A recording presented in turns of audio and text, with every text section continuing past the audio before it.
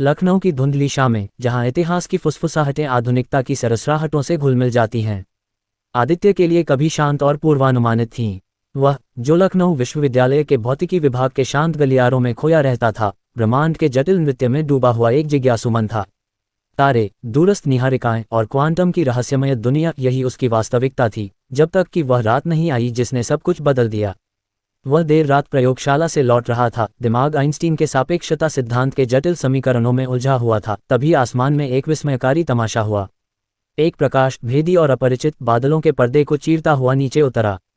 ये किसी उल्कापिंड की क्षणिक चमक नहीं थी, इसमें एक जानबूझकर, लगभग निर्देशित गति थी।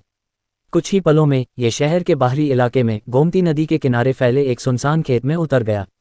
डर और एक अनियंत्रित जिज्ञासा की मिश्रित भावना से प्रेरित होकर आदित्य उस दिशा में भागा जहां प्रकाश अंतर्धान हो गया था। खेत में पहुंचकर उसने जो देखा वह उसकी वैज्ञानिक समझ से परे था। जमीन पर एक चिकनी, धात्विक वस्तु पड़ी थी, जिसकी सतह पर रहस्यमय रेखाएं चमक रही थीं।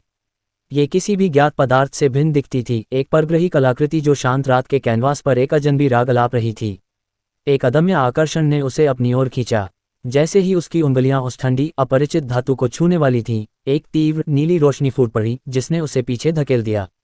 एक क्षण के लिए दुनिया एक झिलमिलाते हुए भ्रम में बदल गई। जब उसकी दृष्टि वापस लौटी तो वस्तु गायब हो चुकी थी, जैसे कि वह कभी वहां थी ही नहीं। लेकिन आदित्य के भीतर एक सूक्ष्म परिवर्तन घटित हो चुका था, एक कंपन जो पहले कभी महसूस नहीं हुआ था। अगले कुछ दिनों में आदित्य ने अपने भीतर एक अजीब सी सिम्फनी बजती हुई महसूस की। चीजें, जो पहले स्थिर और निष्क्रिय थीं, अब उसकी मौन आज्ञा का पालन करती प्रतीत हुईं। एक दोपहर कॉलेज के कैंटीन में जब उसकी भरी हुई चाय का प्याला फिसला, तो उसने अनजाने में अपनी हथेली खोले बिना उसे हवा में स्थिर कर दिया। आसपास के छात्र अविश्वास से देखते रहे, जबकि आदित्य खुद आश्चर्य से अभिभूत था। टेलीकाइनेसिस, मन की शक्ति से वस्तुओं को हिलाने की क्षमता, अब उसकी वास्तविकता का हिस्सा थी। शुरुआत में यह एक रोमांचक रहस्य था, एक व्यक्तिगत चमत्कार जिसे वह अपने करीबी दोस्तों के साथ फुसफुसाता था, छोटे मोटे करतबों से उन्हें चकित करता था। लेकिन जैसे जैसे उसकी शक्ति बढ़ती गई, उसके साथ एक भारी जिम्मेदारी और एक बढ़ती हुई आशंका भी आई। यह एक आग थी जिसके साथ खेलने में खतरा था। एक शांत दोपहर विश्वविद्यालय के विशाल पुस्तकालय में आदित्य एक जटिल भौतिकी ग्रंथ पर ध्यान केंद्रित कर रहा था। अचानक उसकी एकाग्रता भंग हुई और अनजाने में उसने किताब को इतनी तेजी से हिला दिया कि वह शेल्फ से उछलकर दूर दीवार से टकराए, पन्नों की एक चीख के साथ फट गई। आसपास के छात्र डर गए, उनकी आंखें उस पर एक अविश्वास और भय के मिश्रण के साथ टिकी थीं। उस क्षण आदित्य को कठोर सच्चाई का एहसास हुआ। उसकी यह नई वास्तविकता एक रहस्य रहनी चाहिए, एक ऐसा बोझ जिसे उसे अकेले ही उठाना होगा। लेकिन ब्रह्मांड के रहस्य अक्सर अकेले नहीं आते। जल्द ही आदित्य को एक अदृश्य उपस्थिति महसूस होने लगी, जैसे कि कोई उसे छाया में देख रहा हो। गलियों में चलते समय उसे क्षणिक झलकियां दिखाई देती थीं, एक तेज गति, एक अस्पष्ट आकृति। रात में अपने छोटे से कमरे की खिड़की के बाहर उसे धीमी, अजनबी फुसफुसाहटें सुनाई देती थीं, जैसे हवा में तैरते हुए खंडित शब्द। डर एक ठंडी उंगली की तरह उसके दिल को जकड़ने लगा। क्या उसकी शक्ति का रहस्य उजागर हो गया था? एक नम शाम, जब आदित्य अपने छात्रावास लौट रहा था, तो दो आदमियों ने उसे घेर लिया, जो अंधेरे से निकले थे जैसे शिकारी अपने शिकार पर झपटते हैं। उनके चेहरे कठोर और भावहीन थे और उनके काले कपड़े लखनऊ की संकरी गलियों की छाया में घुल मिल गए थे। उन्होंने एक ऐसी भाषा में बात की जिसे आदित्य पहचान नहीं पाया। शब्दों में एक कर्कश लय थी जो अपरिचित और धमकी भरी लग रही थी। जब आदित्य ने भागने की कोशिश की तो उन्होंने उस पर एक छोटा, बेलनाकार उपकरण तान दिया, जिससे एक तीखी, नीली रोशनी निकली। वह चमक, वह भयावह नीली आभा, ये वही थी जो उसने खेत में देखी थी। एक ठंडी समझ उसके दिमाग में दौड़ गई। ये लोग उस वस्तु से जुड़े हुए थे, उस अलौकिक आगंतुक से जिसने उसे यह शक्ति दी थी। वे इसे वापस चाहते थे, या शायद वे उसका इस्तेमाल करना चाहते थे। डर ने उसे लकवा मार दिया, लेकिन उसके भीतर कहीं गहरी, एक सहज इच्छाशक्ति जाग उठी। उसने अपने आसपास बिखरे हुए पत्थरों पर ध्यान केंद्रित किया, उन्हें अपनी इच्छा शक्ति से उठाया और उन्हें अपने हमलावरों की ओर एक मौन तूफान में भेज दिया। वे चौंक गए, उनके भावहीन चेहरे विस्मय से भर गए और उन्हें पीछे हटने के लिए मजबूर होना पड़ा। आदित्य उस क्षण के अराजक भ्रम का फायदा उठाते हुए अंधेरी गलियों में भाग गया। उसकी सांसें उसकी छाती में तेज दौड़ रही थीं। वह सीधे रवि के पास गया, उसका सबसे भरोसेमंद दोस्त, एक ऐसा व्यक्ति जिसकी कल्पना विज्ञान फाई की कहानियों से रंगी हुई थी। रवि, स्वाभाविक रूप से संशयवादी, पहले तो आदित्य की कहानी पर विश्वास नहीं कर सका। लेकिन जब आदित्य ने एक साधारण पेन को हवा में घुमाया, उसे बिना छुए अपनी मेज पर वापस रखा, तो रवि का जबड़ा लटक गया।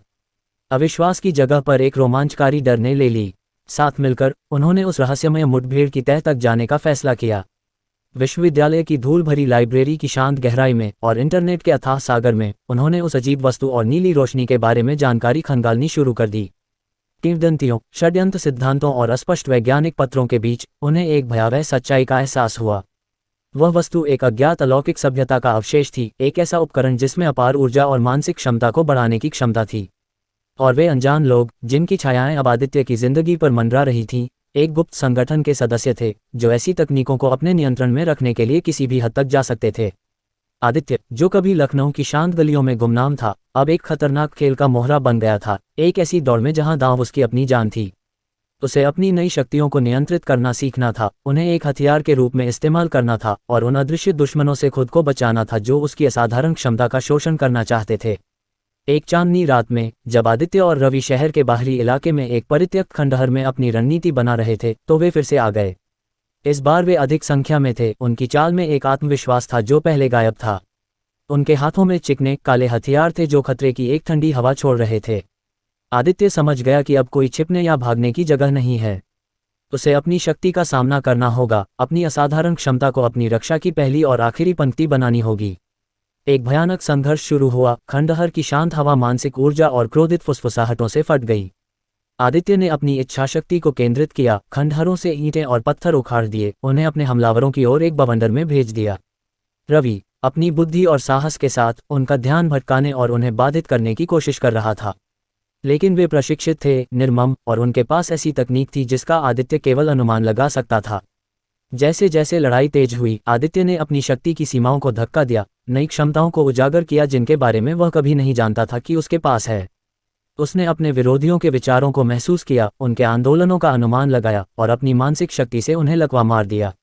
लेकिन वे लगातार आगे बढ़ रहे थे, उनकी संख्या अथाह लग रही थी। अंत में, एक हताश प्रयास में, आदित्य ने अपनी सारी मानसिक ऊर्जा को एक बिंदु पर केंद्रित किया, एक शक्तिशाली मानसिक विस्फोट जारी किया जिसने खंडहरों को हिला दिया।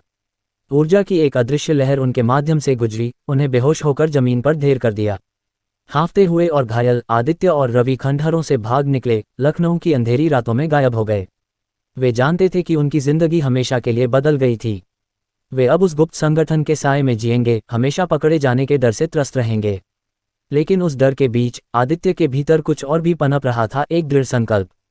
वह अपनी शक्ति को नियंत्रित करना सीखेगा, इसे एक हथियार के रूप में ही नहीं, बल्कि एक ढाल के रूप में भी इस्तेमाल करेगा। लखनऊ की शांत गलियों में जन्मा वह साधारण छात्र अब एक असाधारण भाग्य का वाहक था। उसकी कहानी अभी शुरू हुई थी, एक रहस्य और खतरे से भरी यात्रा जो उसे अनिश्चित भविष्य की ओर ले जाएगी। उसे नहीं पता था कि आगे क्या है, लेकिन वह सामना करने के लिए तैयार था। उसकी नई शक्ति उसके भीतर धधक रही थी, एक वादा और एक खतरा दोनों।